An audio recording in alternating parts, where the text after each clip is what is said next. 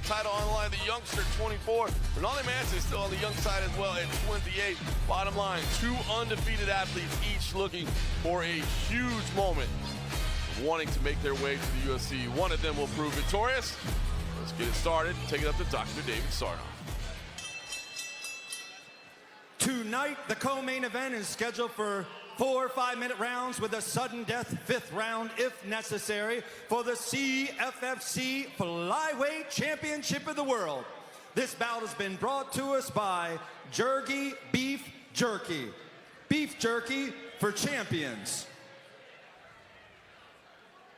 Now, standing to my right, fighting out of the blue corner, standing at 5 feet 6 inches, weighing in at 124.2 pounds, professional, undefeated record, 7 wins, no losses, fighting Verzelis National MMA out of North Sulawesi, Indonesia, Renaldy the Patty Rukan Manse.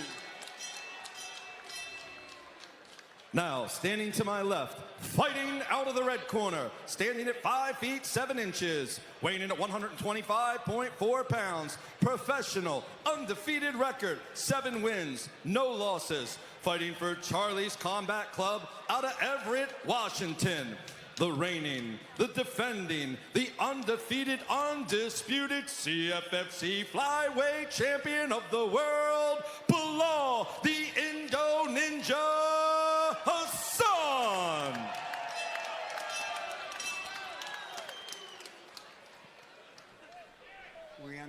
We went over the rules.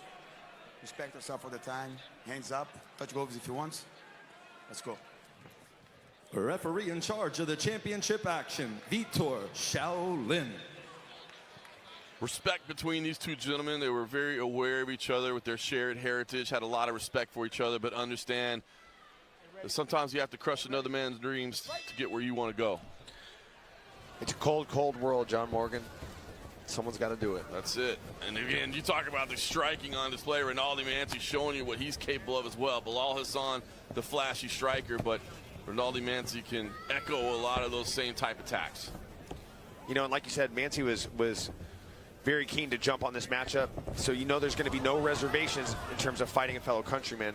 So for Hasan, that's the only disadvantage I feel like he may have, is if he's going to be reserved in his fight, reserved in having to do damage and go to whatever depths he would have to go to beat somebody from his country. So I think that's the one advantage that Manse has going for him. Yeah, you wonder if that ends up being any type of mental block. Of course, once you get tagged once or twice, maybe that all goes out the window, but you don't want to have that hesitation. As he said, he kind of wanted to see both of them make their way up.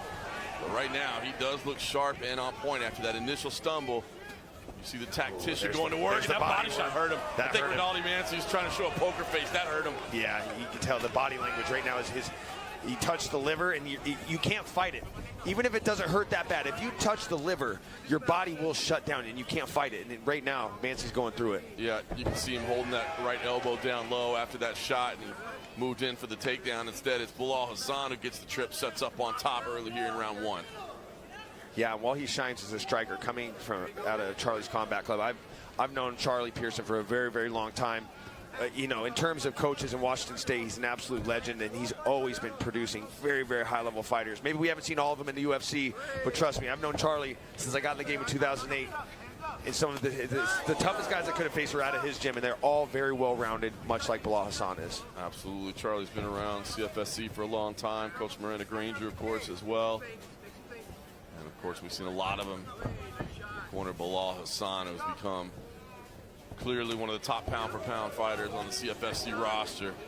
And it's the way he controls the range. He does such a good job staying in his range. He'll hand fight with you. Anytime you try to press, you got to watch out for the pull counters. Once you try to touch him, he'll hit you in the body with hooks. He'll touch it with that front kick. Very, very educated in his approach to distance management. Nasty high kick there as well. I mean, look, you're seeing the blood on the face. You can see the reddening of the body. I mean, halfway into round number 1, and you can really, again, those body shots. You can see the work that Bilal Hasan. Look at that right hand as well. You touched the range. And look at the way he pull counters, just like I said. And you can tell he's a mature fighter because once he gets you corralled to the fence, he picks his shots. He doesn't just put you in a blender. He picks his shots, he gets a finish. Just like that, Bilal Hasan, first round finish, Seattle. Let's Parker go. Callinger. Come on. Get Bilal Hasan into the UFC. And now you show the respect for his opponent. And you can see, look, he was kind of frustrated, like, I didn't want to hurt the guy, you know what I mean? But when you're a savage like Bilal Hasan, you just end up hurting people who happen to be standing on the other side of the cage. 100%. I mean, this kid is a special talent. Like I said,